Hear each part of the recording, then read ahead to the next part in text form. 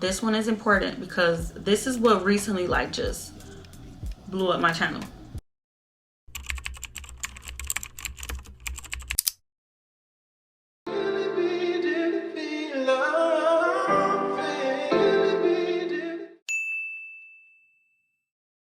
Hello friends. Hey y'all, it's B. Welcome back to my channel. So as you can see from the title today, I'm gonna be telling y'all, get in here, come here.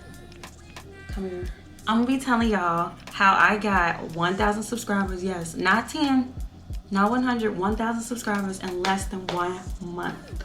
So if you're a small YouTuber or a new YouTuber, or you just need some help with growth for your channel, go ahead and keep watching this video and we're gonna get right into it. And while you're here, go ahead and like, comment, and subscribe to my channel if you haven't already. First of all, y'all like my turtleneck? It's cute, right? Anyways, I'm about to tell y'all how you can get your subscriber count up. I'm gonna tell y'all how I got my subscriber count up. I got 1,000 subscribers in less than a month, very quick, and I'm gonna just tell y'all all about it. And I'm gonna also give y'all some tips and some little tricks to help with growth and engagement on your channel. The first thing that I'm gonna talk about is, you probably saw this all over the YouTube, all over the net, but the first thing I'm gonna talk about is your thumbnail. So you can have this great long form content, quality chef's kiss video, but how is anyone gonna know if they don't click on your video? And they're not clicking on your video because your thumbnail is just not a 10 out of 10. And I only know that because I feel like my thumbnails used to be ugly. Like when I first started, I didn't know what I was doing. I use Canva for my thumbnails. When you're recording your videos, I feel like the best way to get a thumbnail is, you know, do some little poses so you can get like some cute still shots, and you can just grab one of those and use it as your thumbnail, as opposed to like recording the whole video and then at the end like trying to pose for a picture that might make sense for what's going on in your video. So just do it that way. So that's the first and one of the most important things. People are gonna be drawn in by your thumbnail. So once they see the thumbnail, then they'll watch the video, and then they might want to subscribe right then and there. Next tip that we're gonna talk about is scenery. So y'all see right now I am in a room and you can see me because my lighting is lighting. You don't see a bunch of clutter in my background. So these are things that's important when you're recording your video. You want to make sure it's not a bunch of distractions. You want to make sure you have an appropriate setting to record. You want to make sure you're projecting and you're talking loud and clearly so that we can hear you. You don't want a bunch of background noise or chaos going on in the background. That's important because we don't want to be distracted while we're watching your video. We want to actually be able to hear you, see you, and all that good stuff. And I forgot to tell y'all, when you're doing your thumbnail, make sure you don't have like a bunch of words everywhere and like all this stuff going on. Like, make sure the thumbnail is straight to the point and not chaotic. Okay, next gem, y'all. This one is important because this is what recently like just blew up my channel. And I'm not even saying it like that because it's not like I got thousands and thousands and thousands of subscribers and all of that, but I appreciate all of y'all. Okay, I love all y'all, and we're gonna continue to grow, but this is how. So I feel like it's important when you're a YouTuber to make long form content that is what they would consider evergreen. I think that's what it is. Hold on. Yes, okay, I was right. So you want to make sure you're making evergreen content, which means you're making videos that's always, for the most part, going to be relevant. They're always going to be clicked on, click worthy. You got some content in there that people always are going to be able to go back to reference or get information or something like that. For example, the video that really took me from A to B is the video I made a couple weeks ago, the truth about becoming a YouTube partner when you reach 500 subscribers and 3,000 watch hours. If you have not made that milestone yet, go ahead and check that video out so y'all can see what I'm saying. I'm giving some really important information in that video, but that video is for the most part always going to be relevant because it applies directly to the platform that we are posting on, which is the YouTube. A couple years, people might still be watching that video. It might still be getting hundreds of views. However, when I did this iPhone video back in September, that was for the iPhone 15, and we know iPhones release every year. So in the next 20, 30 years, when the iPhone 3000 is out, no one's gonna be trying to see me open up the iPhone 15.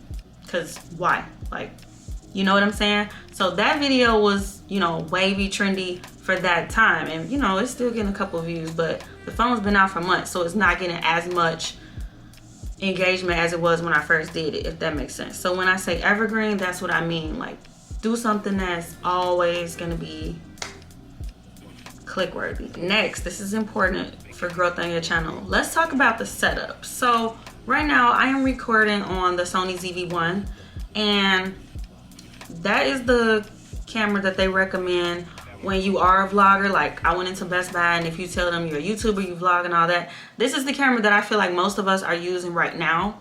And then a lot of people are using a Canon. You don't have to use a camera. You can also use your phone. Just make sure you have a quality video and camera in your phone. You know, make sure when you record, you probably have to turn your phone sideways so you don't have those like black thick lines on the side. Everybody thinks like when you first starting out that you have to have a camera.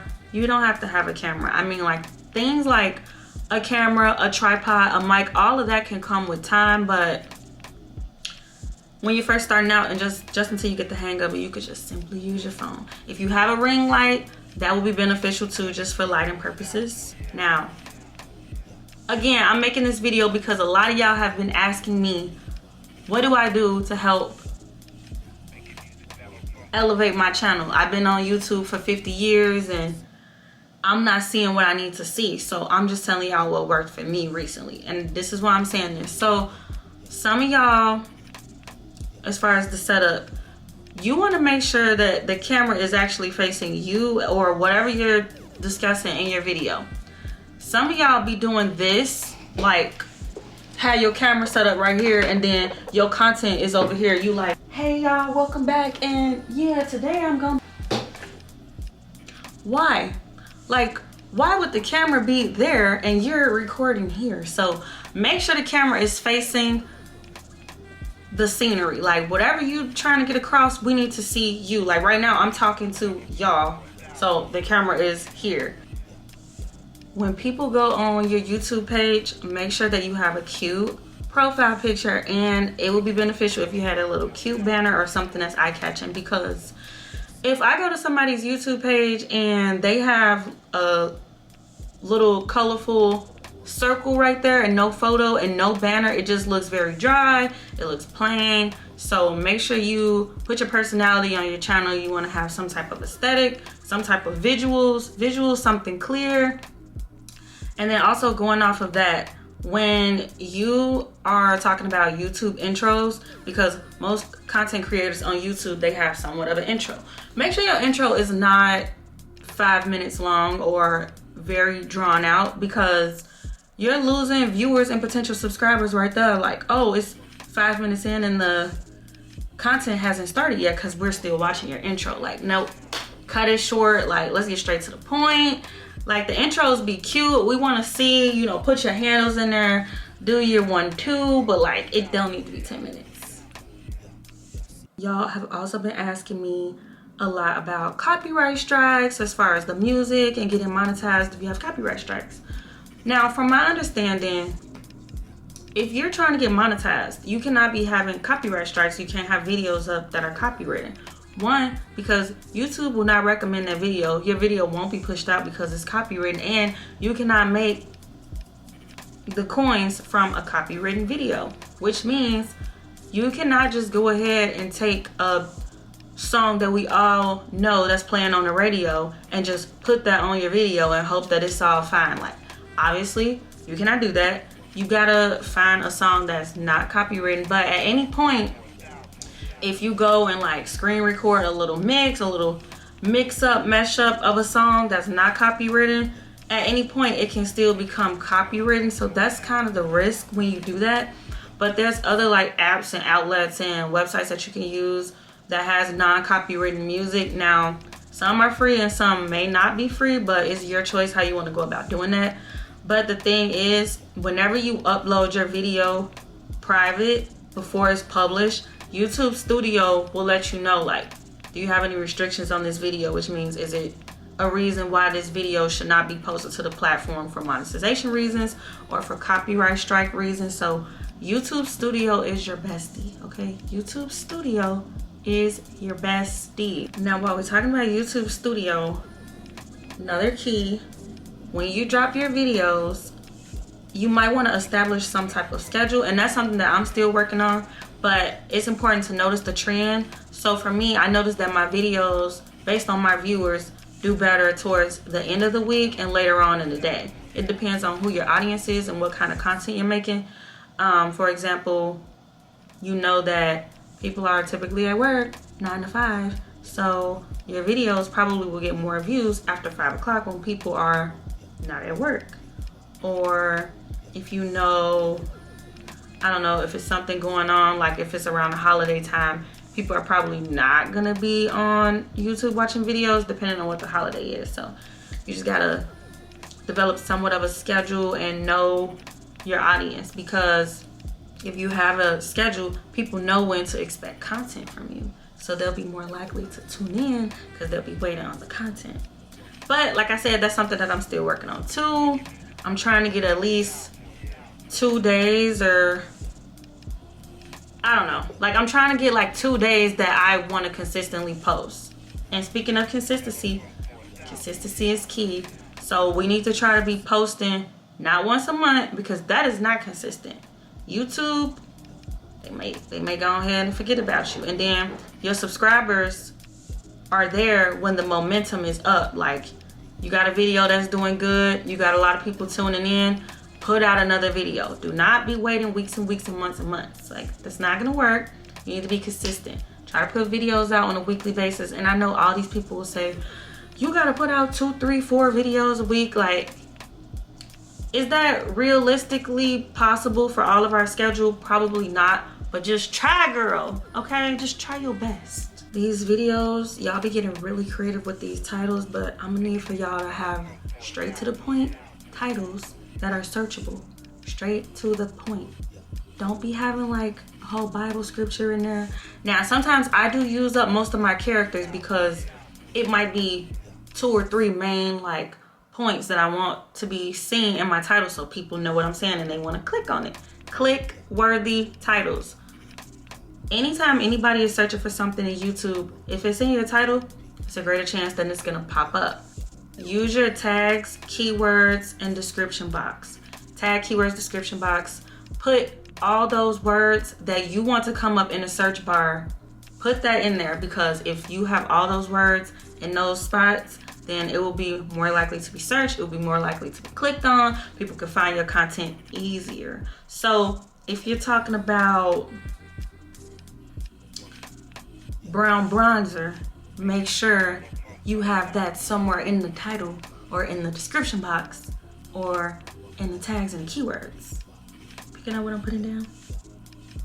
If y'all are gonna be doing long form content and there's gonna be periods of time where it might be some silence, like if you're demonstrating something or, you know, doing some type of visual diary, or even when you're talking like this, I feel like it is important to have some form of background music playing, but have it on low. As long as the music is not blaring out at you very loud or is overpowering what you're saying, like I can hear the music more than I can hear you, then no. Like, you have to make sure it's turned down enough to where the viewers can still hear you and pay attention to what you're saying. Some people might not like the background music because they will comment. Y'all been commenting. They will let you know that they don't like that music, but it doesn't matter. As long as it's something simple, something like slide playing in the background while you're talking. That way, you know, when it's, like I said, long periods of silence, you don't hear the silence in your video. Otherwise, it's just gonna sound like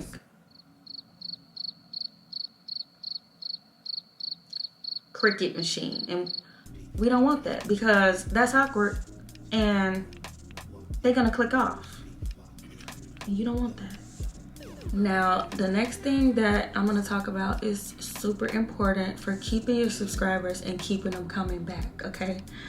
when people are showing you love in the comments, they liking your video, they loving you, they giving you compliments, they engaging down there, make sure that you take 2 seconds to like the comment, acknowledge it, or say something bad, because I just feel like it's just rude. Don't be rude. Are you kidding me? I know that you appreciate them. I try to do that, and if I don't get to every comment, I probably just have accidentally overlooked it, but it's important to engage with the viewers, okay? Because they want to know that you know that they there. Last thing I'm gonna tell y'all, and this is for your own sake, as well as the benefit of your YouTube channel. Not everybody is going to like your content, and they may or may not let you know that in the comment section. But you do not have to fall into the trap of the negativity. Something that I'm still learning. Do not argue with these people in your comment section, okay? If they don't like it, you just be like, you didn't have to watch it, but you did, so thank you. Otherwise, if they leaving you some little dirty little comments, you could easily just delete, block, and be done. That is it, because we're not here for that. Keep putting out your content, and good vibes only. And I'm just letting y'all know that, just going forward for your own sake, because yeah, it will happen, but for the most part, I love everything y'all been saying. Y'all been really uplifting me, and I'm glad I could uplift y'all and motivate y'all to keep posting content. That's why I'm here. That's why I'm the girl's favorite. I feel like that's an important takeaway. Do not argue in the comment section. And that is how I gained as many subscribers as I have in the last month, implementing all these things that I told y'all. That's some tips for growth and all of that, like good YouTube stuff to help you flourish on this platform. And I feel like the biggest thing out of all the things that I said, they're all equally important, the evergreen content. Because people see something, just think, if you make an evergreen content, it's gonna be more than 1, 2, 3, 4, 10, 20, 1,000 people that want to know what is to this video, especially if it's something that's not widely talked about, like that YouTube partner video that I made. And again, go check that out, because y'all, all it takes is one video to get you where you need to be, one video to float your boat, or however you want to say it. Just one video, just one. So you got to keep posting to get closer to your one message. Okay, friends, well, that was it for this video. Go ahead and hope y'all took notes. All those things that I talked to y'all about, go ahead and implement that next time you record, and your subscriber count is gonna go up. Thank y'all so much for watching this video. I'm trying to, like I said, I'm practicing what I preach. I'm trying to be consistent for y'all. I feel like, give myself a pat on the back, I've been doing better. So I'm gonna see y'all really soon in my next video, and go ahead and like, comment, and subscribe. Bye.